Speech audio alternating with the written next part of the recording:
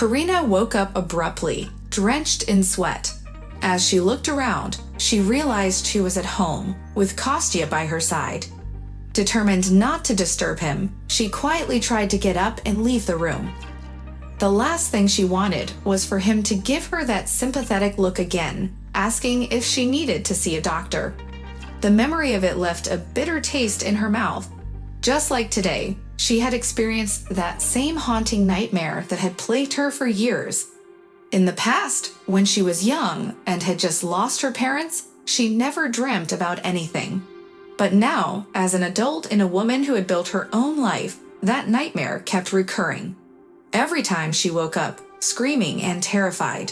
She used to be with Stepan. They were planning to get married. But one night, he just couldn't take it anymore. He jumped up and packed his belongings without even offering a comforting embrace, as he had done in the past. Karina asked, her voice trembling, "Stepan, what are you doing?" He looked at her with anger-filled eyes. I'm leaving. I can't live like this anymore. Several times a month, your abnormal screams wake me up abruptly. I can't handle it. It's driving me insane." "You will?" Karina questioned, her voice filled with hurt. "Yes, I already am. You've been lost in your own madness for far too long, and you refuse to accept it. I don't want a wife who's constantly going crazy. I don't want children born into such an abnormal environment." With those words, Stepan stormed out, slamming the door behind him. And just like that, the dream that had tormented her, where buildings collapsed, volcanoes erupted, and a cloud of ash and dust consumed fleeing people, including her parents, ceased to haunt her. Karina spent an entire year recovering from Stepan's actions. Throughout that time, she anxiously waited for the recurring dream, but it never came. Stepan never reached out again, which brought a sense of relief to Karina. However, an opportunity arose for her to switch up her line of work. She was offered a chance to relocate to the other side of the country, where the company was opening a new branch.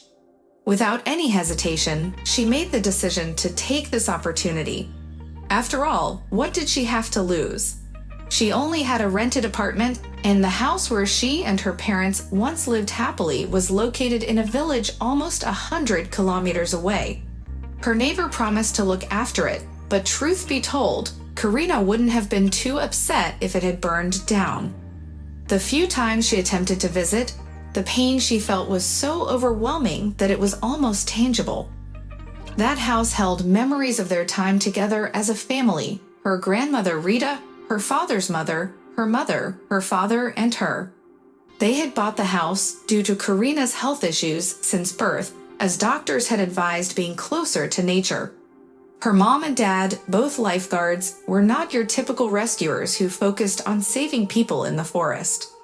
They were part of the team that responded to large-scale fires, accidents, and earthquakes. Every time they embarked on a business trip, Grandma Rita would baptize them and pray for their safety. She never asked them to quit such perilous work, only offering her prayers while they were away.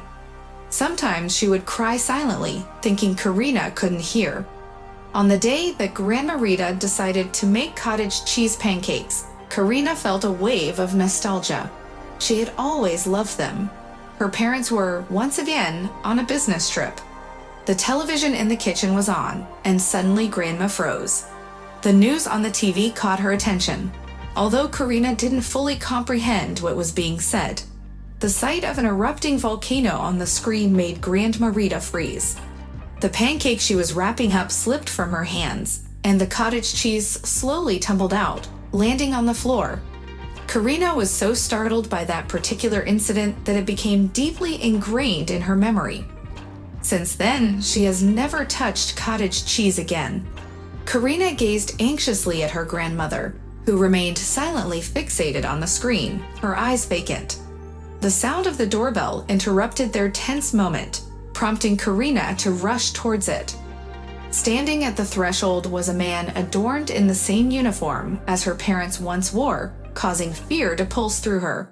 Only 14 years old, Karina had been left without her parents. Once the man departed, her grandmother remained speechless, while Karina quietly wept, overwhelmed by fear and anguish. She couldn't fathom the reality of never seeing her mom and dad again. As the television replayed harrowing images of a cloud of dust and ash engulfing countless individuals, Karina couldn't tear her gaze away. Hope lingered, anticipating a glimpse of her parents amidst the chaos, but none materialized.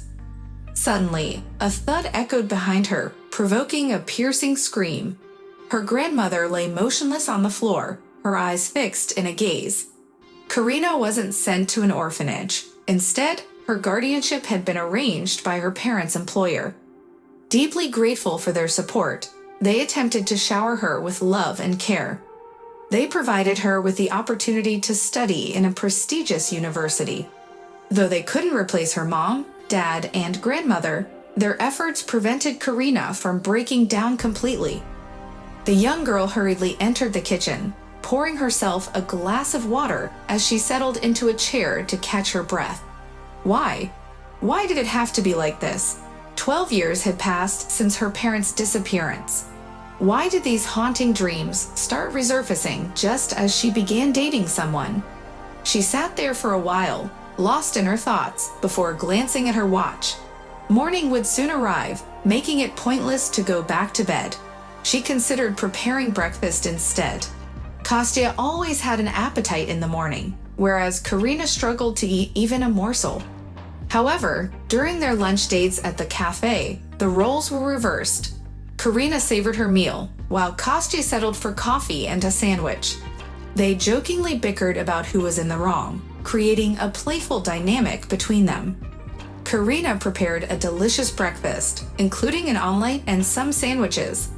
As she headed to wake up Kostya, she was surprised to find him already awake. "Hello, darling," she greeted him. "Hi, what are you doing up so early?" Kostya asked curiously.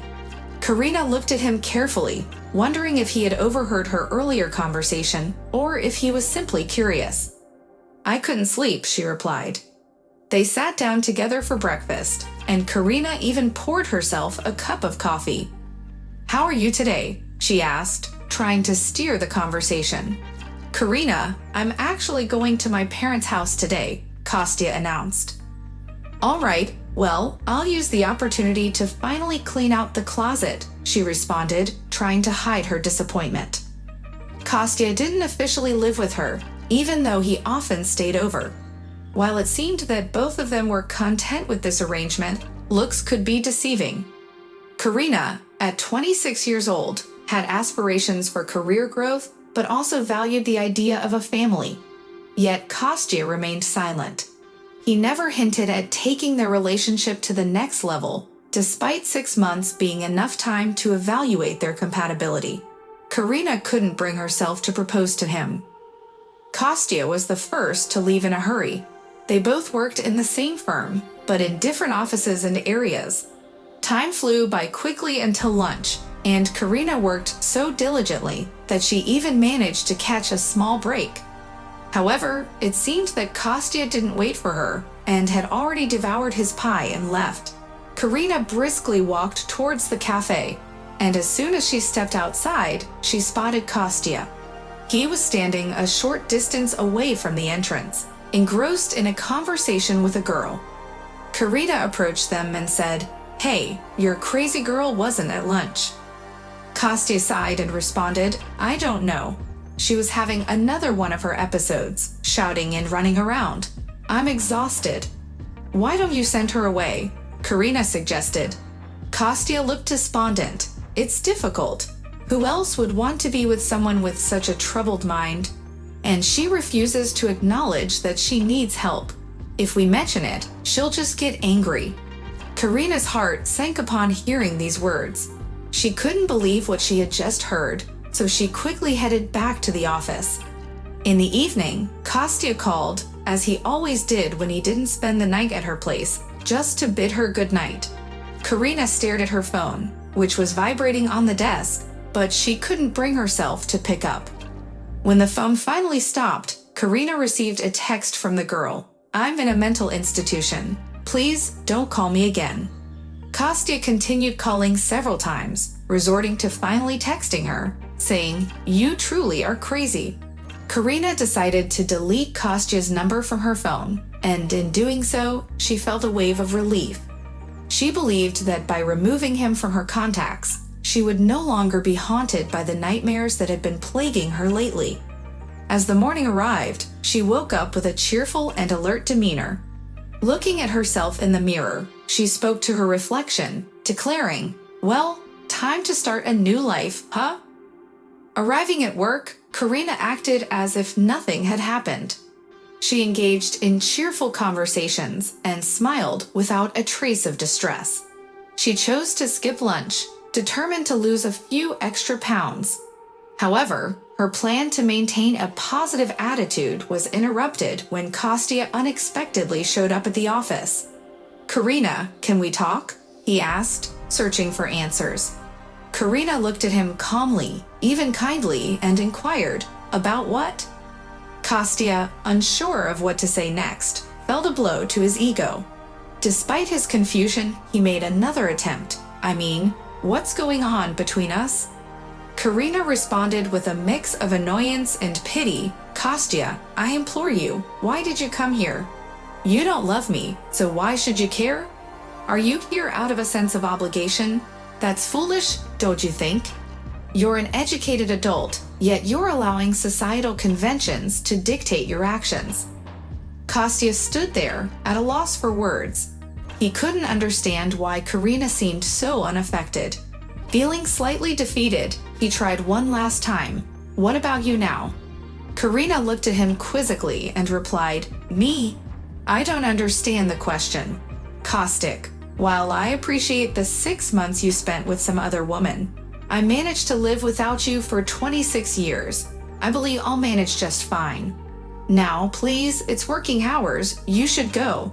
Karina flashed him a dazzling smile, and Kostya abruptly turned around and headed towards the exit.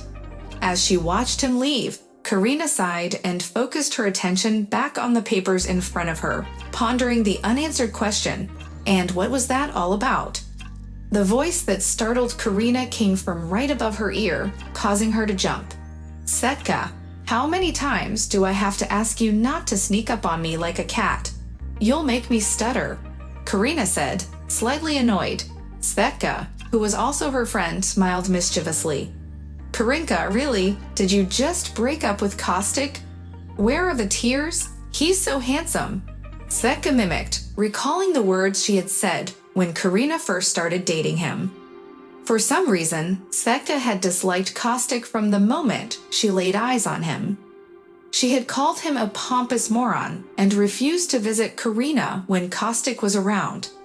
Karina couldn't understand why Svetka had such a strong aversion to him. "Svet, you're my friend, right?" she asked, hoping for an honest response. "Of course, I'm your friend," Svetka replied, laughing. Karina reminisced about how she had arrived in this cold and unwelcoming city, feeling lost. She had called for a cab, and it turned out to be Svetka who arrived to pick her up. Svetka had immediately taken Karina under her wing, showing her around the city and overcoming Karina's loneliness. "Why do you ask?" Svetka suddenly stopped and placed her hands on her hips. "Because I don't understand why my best friend can't stand my boyfriend." "Don't you want me to be happy?" Karina questioned, genuinely confused. "Me?" Svetka sniffled, sounding a bit hurt. "It's because he shouldn't be your boyfriend. He's not right for you. He only cares about himself." Her friend was so furious that Karina had to try and calm her down. Sveta was known for her impulsive and sincere nature, always speaking her mind, which garnered both respect and dislike from others at work. Karina knew that Sveta was originally from the outskirts of the city, but her parents had bought her a one-bedroom apartment in the city, despite her owning a car. Sveta's mother was worried about her driving in the dark during winter. Now, Sveta stood tall in front of her like a kite, leaving Karina uncertain about what to say. Should she admit that Sveta was right? But there was no time to delve into that now. "Svetka, go to work. Afterward, we can celebrate this accomplishment with a bottle of champagne. And I promise to tell you everything," Karina suggested. Later that evening, as Sveta pondered over the details, she gave Karina a thoughtful look. "Do you have time off?" she asked. "Yes, I do have some," Karina replied, feeling an underlying sense of fear. She realized Sveta was up to something extraordinary again, and since she had time off, escaping was unlikely. "Sveta, I'm not going anywhere. Last time, we almost drowned because you insisted that anyone who hadn't gone kayaking hadn't truly lived." Karina recalled the weekend with a tremor. If it weren't for her physical fitness, they wouldn't have made it out alive. Karina had to hold onto a log herself to prevent being swept away by the current, all while supporting Sveta, who was a poor swimmer. The urge to scold her friend for putting them in such danger had been overwhelming for Karina, but Sveta had simply smiled. "Well, we didn't die, did we? Everything turned out fine. What an adventure! You'll never forget it," Sveta exclaimed with a grin on her face. That's something that could never be forgotten, and now Karina found herself seeing that same spark in Sveta's eyes once more. "Come on, calm down. I'm not dragging you anywhere," Karina assured. "Let's just go to my grandmother's house. She lives by a peaceful lake with a forest right next door. It's absolutely gorgeous, and there's not a soul in sight," Sveta suggested. "Doesn't she live with her parents?" Karina inquired. "Nope. Actually, she's not my grandmother, but my great-grandmother. I have no idea how old she is, but we should definitely go visit her. I don't know how to explain it, but she's some sort of witch. That's why she lives away from everyone," Sveta explained, prompting Karina to burst into laughter. "Sveta, what kind of witch are we talking about here?" Karina asked, teasingly. Sveta narrowed her eyes playfully. "Well, Karina, if you don't look closely, you might not recognize it." "Really?" Karina let out a sigh. "As long as it's not a spooky witch who behaves like that creepy cliché, fine, let's go see your grandmother. But remember, I'm keeping an eye on you. If anything feels off, I'm out of there in a heartbeat." Karina was grateful to Sveta. She had been strong, of course, but deep down, Karina still felt that lingering resentment. Was it really her fault that she had nightmares? Why did she have to be treated differently? And just because of those nightmares, would she always have to be alone? "Sveta, do you think I should see a doctor? Maybe they could prescribe some pills or something," Karina suggested, unsure of what to do. Sveta scoffed jokingly. "You should send your boyfriends. They're the ones who need a doctor." "No, really," Karina responded, exasperated. "They just abandon me when things get tough. Oh my God, men." Karina and her friend agreed, so she decided to put her thoughts about doctors on hold. They had been walking for an hour, following a winding path through the trees. "Sveta, you said this was a shortcut." "I've driven here before. Oops, I must have taken a wrong turn somewhere." "Well, just turn on the GPS. You should have navigation on your phone." "Karina, what's GPS? There's no signal out here." "You're such a great friend. We should have just taken the main road." "Yeah, well, there's no point in dwelling on it now. The path is completely overgrown. I have no idea where to turn. We'll have to walk." "No way, I'm not walking. There might be wolves around here." "Local wolves waiting to devour us? Huh? Not a pleasant thought." Sveta turned the wheel and accidentally bumped the car's nose into a tree. "Well, now we're definitely stuck." Sveta and Karina stepped out of the car.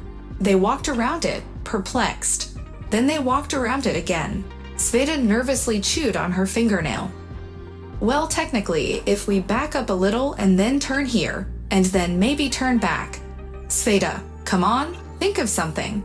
Karina was becoming agitated. Why is it that every time we take on something, even the simplest things turn into an adventure, and usually not a safe one, either? "Karina, why are you always yelling like that? I know this area like the back of my hand." "Oh, really? Then show us the way and, most importantly, how to get there." Before Sveta could respond, they heard a loud crunching sound. It was the sound of a broken branch. and if something broke it, it meant someone was nearby. Maybe a bear. The girls squealed and quickly scrambled back into the car. A shadow fell on the windshield, causing them to squeeze their eyes shut. They heard a cautious knocking. Strange, a bear wouldn't knock. The knocking came again. Karina cautiously opened one eye and saw a man staring at them mockingly through the glass. "Lost beauties?" he said with a smirk. Setka searched and searched, until finally she exclaimed, "Igor, we need your help." She hopped out of the car and threw her arms around his neck. Igor chuckled. "Svetka, you're already grown up, a respectable lady, and yet you still throw yourself at everyone's neck." "But you're not just anyone," Svetka replied. "Karina, meet my childhood friend, my best childhood friend, Igor. We used to sneak into Grandma Efimovna's garden and steal apples and strawberries together." Igor took Karina's hand and smiled. "Don't believe her. She was the thief. I was just there to keep watch, and she would quietly cry around the corner out of fear." Svetka laughed. "Igor, what are you doing here in the forest?" "The same question could be asked of you," he replied. "We were about to ask you the same thing," Svetka said. "We came to check on Grandma, but we got lost trying to take a shortcut." "Svet, when was the last time you drove through the woods?" Igor asked. "I don't remember," Svetka admitted. "About 3 years ago, I think." "I see. Let me take a look at what you've gotten yourselves into," Igor said. Igor sat in front of the car, and Karina watched him with fascination. He didn't try to impress anyone or act cool. He was strong, and his muscles flexed under his black t-shirt. He took off his windbreaker, revealing a belt with ammunition, like a hunter. Karina glanced around and spotted a gun leaning against a neighboring tree. "Do you have the keys to the car?" Igor asked. "Yeah," Svetka nodded. Igor got behind the wheel and confidently drove the car through the forest. After a short while, they arrived at a large clearing. On one side stood the forest, and on the other was a beautiful lake. Karina couldn't help but be amazed. The place reminded her an illustration from a children's book of fairy tales. She stepped out of the car, awestruck by her surroundings. Igor gently guided her towards the lake, amazed by her ethereal beauty. "Look," he exclaimed, clapping his hands. From the hidden grass beneath the shore, swans gracefully ascended into the sky. Karina stood frozen in astonishment. "That doesn't happen," she murmured. Igor reassured her, "It happens. We have even more extraordinary things here." He turned to point out someone approaching them. "And there's Semyonovna." The two girls followed his gaze and saw their grandmother hurrying towards them. She embodied the image of a typical grandmother, wearing a light-colored kerchief, a blue apron, and a long skirt. It was difficult to determine her age.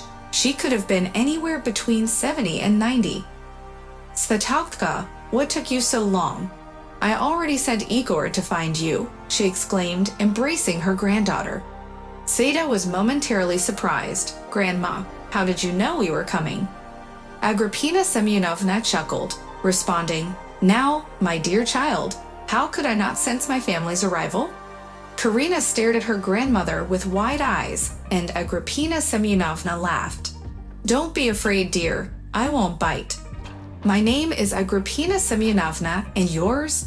Karina introduced herself as they made their way quickly towards the house. "That's good. Let's hurry. The pies are getting cold," Agrippina Semyonovna said. Svetka jumped up excitedly, exclaiming, "My favorite. Pies with duck." The old woman smiled and said, "Of course, your favorite." "Thank Yegor for bringing the fattest duck as soon as he heard you were coming." Sveta glanced at Yegor with a sly smile. "When did you know I was coming, Yegor?" she asked. Yegor shrugged his shoulders and replied, "Semyonovna mentioned it at lunch the day before yesterday." Sveta found it amusing. "Funny, we only decided to come in the evening." "Grandma, they'll burn you at the stake, like a witch," she joked. Grandma laughed in response, saying, "Who needs me, old?" Karina loved being in this place. It was so peaceful and beautiful. Later that evening, she and Sveta headed to the lake. Svet, who is Yegor, Karina asked, "Does he live around here?" Sveta explained, "He used to live here when we were little. We were good friends with him. But they moved away when I was about 10 and Yegor was 15. Now he's back, and I don't know why or for how long. He promised us kebabs tomorrow, so I'll ask him everything. Why do you want to know?" Karina blushed and responded quickly, "Oh, just curious." Sveta teased her, saying, "Wait a minute, what's going on? Do you have a crush on him?" Karina pushed Sveta away, annoyed. "Svet, stop it. Don't be childish." Sveta persisted, "Karina, it's love at first sight." Karina dismissed it, thinking it was nonsense. "Come on, stop joking." Sveta continued teasing, "It'll be the first time I actually approve of your choice. I can tell he's been watching you too." Karina brushed off her comments. "Oh, whatever you say." The 5 days off passed quickly, and Karina came to realize that her fondest memory would be of Igor. It was the first time she had met a real man, someone any woman would dream of.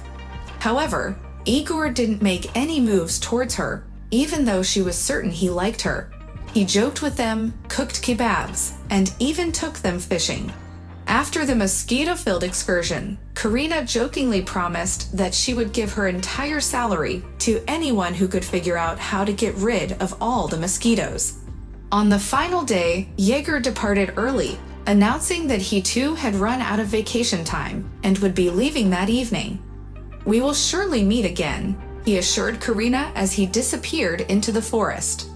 Karina watched him go, her gaze lingering on his fading figure, before turning to meet her grandmother's eyes.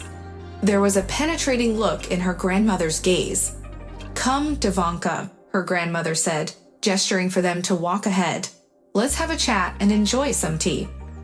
Svetka wanted to join them, but her grandmother stopped her. "Granddaughter, please don't take it the wrong way, but we need to have a conversation alone. Isn't that why you brought your friend here?" "Yes, Grandma," Karina replied. "I'll go for a walk by the lake." As they walked, Karina felt a mixture of curiosity and unease. Svetka often raved about her grandmother's wisdom and insights. Once they settled down with cups of tea, her grandmother spoke. "Tell me, my dear, what troubles you?" Karina hesitated for a moment before sharing her worries. "It's nothing significant. I've been having frequent dreams, nightmares even, of my parents' deaths." Her grandmother nodded knowingly. "How often do these dreams occur?" Karina sighed. "They usually happen whenever I start dating someone, or even when I'm considering marriage. I wake up screaming, and it makes people think I'm crazy." Her grandmother leaned forward attentively. "But when you're not dating anyone, do you dream of him?" Karina shook her head. "No, not once. Do you think it's my parents trying to tell me that he's not the right one?" Her grandmother dismissed the idea. "No, my dear. Your parents have nothing to do with it. It is your own subconscious speaking to you. Deep down, you know that you don't truly desire this person. However, you struggle to express it. So you create a fairy tale in your mind, and when night falls and your conscious mind rests, your soul takes over. It tries to push away the one you don't want. But don't worry, child. You will find someone you truly love and marry sooner than you think. And you won't scream in your sleep because you'll genuinely love your future husband." Karina felt her eyelids growing heavy as her grandmother spoke. "Go to sleep now, child. Go to sleep and see what you dream about. Take a good look." Karina fell into a deep slumber and woke up abruptly to find her grandmother sitting at the table. "Oh, how did I fall asleep?" Karina wondered aloud. "Karina, who did you meet in your dream?" her grandmother asked. "You can't imagine. I was talking to my grandmother, and it felt so good, so happy to see her. She was just as she was," Karina replied, a hint of nostalgia in her voice. "Who else?" her grandmother inquired. "Our neighbor. I don't remember him well. I was just a little girl when he passed away," Karina recalled. "And the others?" her grandmother pressed on. "Granny Sonia. She lived across the street. She died right after we found out. After my grandmother, anyways, Karina continued, her memory flowing. Anything else? Her grandmother's normally blue eyes turned pitch black, capturing Karina's attention. I don't know, I don't remember. I don't think anyone else, Karina admitted. What did your grandma say? Her grandmother asked with curiosity. She was angry. She told me to go home, that my parents are worried, Karina shared. And you? Her grandmother probed further. I don't remember what I said, Karina replied, slightly puzzled. That's good, her grandmother said, reverting back to her usual self. Karina, listen to me. I'm rarely wrong, but now I'm afraid of being wrong. You've met everyone who passed away, everyone you knew. But your parents didn't come to see you, her grandmother revealed, concern resonating in her voice. Yeah, why not? Karina questioned, perplexed. I don't think they're among the dead, but I don't see them among the living either. There's no connection that should bind you together. You see, they're not dead, and if they're alive, they don't know you, her grandmother explained, trying to understand the situation herself. How is that possible? Karina asked, her voice filled with a mix of confusion and worry. That's something I can't say for certain. I've told you everything I know, her grandmother confessed. Karina's thoughts were interrupted when she unexpectedly bumped into Kostya at the cafe on her first day back. Karin, we really need to talk. Where did you disappear to? You left without saying anything and I could take offense, Kostya said, giving her a playful look. Karina felt a wave of frustration wash over her, realizing that her good mood from the trip was quickly dissipating. How could she have ever thought that she loved this sweet man? Kostya, there's nothing left for us to talk about. You and I made a mistake by thinking we could make something work, she replied, her voice filled with a mix of exasperation and finality. Karina, my patience is not endless. I'm warning you, I might just take offense. Seriously. Well, if that's what makes sense to you, Kostya warned, a hint of annoyance creeping into his tone. Karina fought the urge to punch this narcissistic jerk.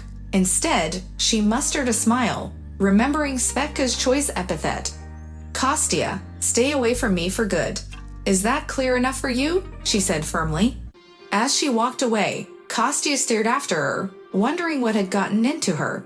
She was so bold, so different from the girl he used to know. It was always the mushy-pushy types that annoyed him the most. Perhaps they should give it another try. He made a mental note to talk to her after work. She'll come around. But Karina couldn't focus on work. The old lady's words kept echoing in her mind all day, and by the time the day was over, she had made up her mind. When her boss caught sight of her and said there were no more days off, she took a deep breath and spoke up. I really need some time off. I really do.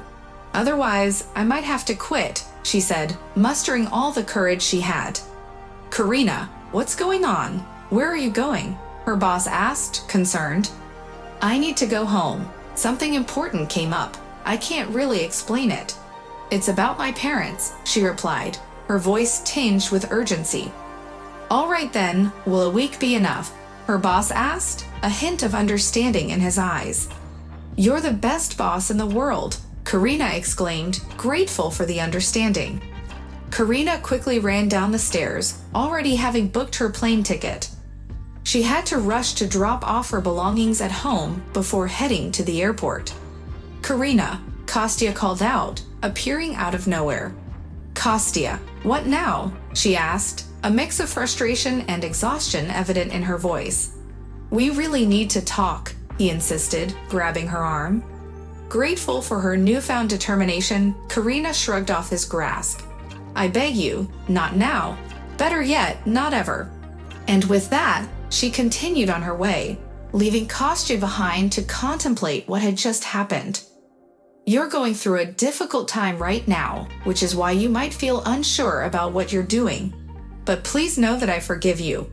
Could you please leave? She attempted to pull her hand away, but Kostya held on tightly, causing her pain.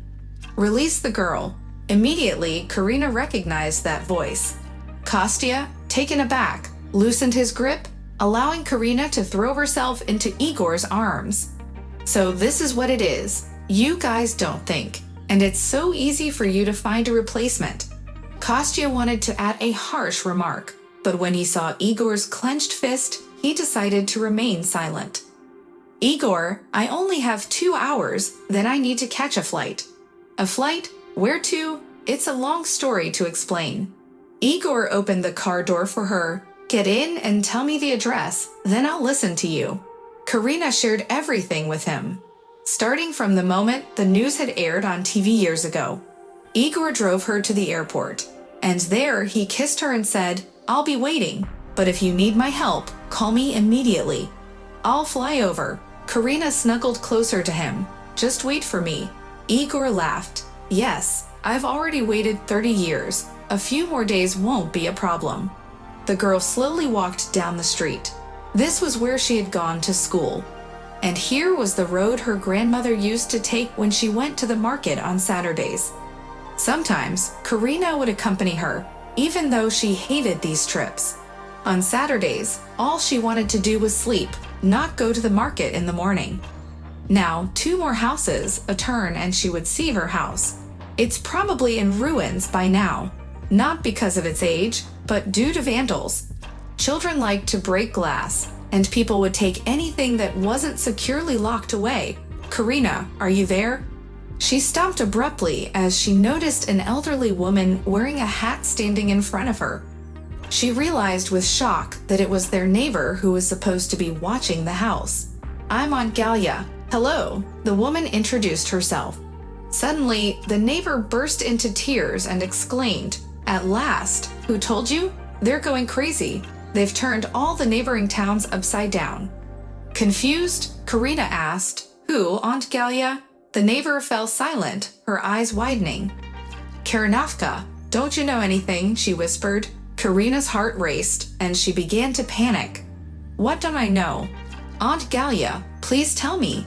However, the neighbor was unable to speak, only managing to say, Run, Karanovka, run home. Something clicked in Karina's mind, and she realized that her parents wouldn't be waiting for her at home. She felt a surge of adrenaline and started running, awkwardly dragging her suitcase behind her. As she approached her childhood home, she stopped in astonishment. The house didn't appear abandoned. The windows were clean and adorned with flowers. Could it be that she had found some relatives? Surely she must have had someone. There couldn't only be one grandmother in her life. Feeling hopeful, Karina made her way to the gate. In the gazebo her father had built, she noticed a woman sitting there. Was she a relative or a complete stranger? After all, the house had been empty for so long, there was a possibility that someone had purchased it. Karina's heart skipped a beat as she noticed that the woman resembled her mother. Could she be a sister? It wasn't unheard of in the melodramas Karina had watched. Karina attempted to cough, but the woman turned her head, as if listening. It was then that Karina realized the woman was blind. However, she also recognized her. Mummy. Karina's voice reverberated through the neighborhood, startling birds from their perches. The woman slowly rose to her feet, her gaze fixated on Karina and beyond. Karina? Karanovka? She called out. The girl rushed over, gripping her mother tightly and sobbing uncontrollably. Amidst the tears, she repeated the word "mommy" over and over again. The woman kissed her daughter's hair and whispered, "My daughter, my daughter." Suddenly, someone else scooped Karina up into their arms. Doka. The word struck her with a final blow, and her consciousness began to fade. Later that night, they sat together at the table. Karina's awakening from what seemed like another dream was too overwhelming to depict. As the emotions began to settle, they held hands and Karina's father began to speak. 12 years ago, we also faced a similar fate, albeit with a different mission. But that doesn't matter now. We were left behind, deemed unnecessary and dangerous. For 5 years, we lived in the shadows, without any official documents. If we had sought help from others, they may have assisted us, but our lives would have had no value. Eventually, my mother's failing eyesight forced us to leave the mountains. We ended up in jail, as our actions were considered criminal in our own country, although it was more of a diversion. 6 months ago, we were replaced by others who had committed similar crimes in our homeland. Things have undergone a significant transformation around here. It's no longer the way it used to be. Mom has already undergone surgery, and the doctors have given us hope. We were searching for you, but in a normal way like any other person. They advised us to forget everything that happened in the past. It was just yesterday morning when I stumbled upon your town. I didn't have your phone number or exact address, but my mom and I decided to come anyways. We couldn't find you from here. We have already purchased the tickets. How did you manage? It's been 10 years since you've been here, and you didn't leave any contact details for anyone. It was a difficult decision for me. I didn't want to, I couldn't. I sent money to Uncle Kolia to take care of my grandmother's grave, but I couldn't locate your graves here. If not for a dream I had, a dream about a loving grandmother, I would have returned. In that dream, all the departed people I knew came, but you were missing. She said you are not among the deceased. Daughter, I don't know if I'll ever see you again, but I am certain that you are the most beautiful. Her mother gently caressed Karina's hand, and her father quickly added, Mother, never doubt it. They went to bed in the early morning. Karina in her room, and her parents in theirs. Everything was just as it was before, like it was years ago. Karina texted her friend, My parents are alive. I'll talk to you later. Knowing Svetka well, she promptly turned off her phone. In the morning, she woke up to the sound of voices and the clattering of dishes in the kitchen. Karina stretched and thanked God. She had never felt so relieved. She picked up her phone and turned it on, discovering multiple missed calls and messages. Svetka had called her 34 times. The only text she received said, Igor followed you. Karina suddenly sat upright in bed, her heart racing. She had heard a voice in the kitchen.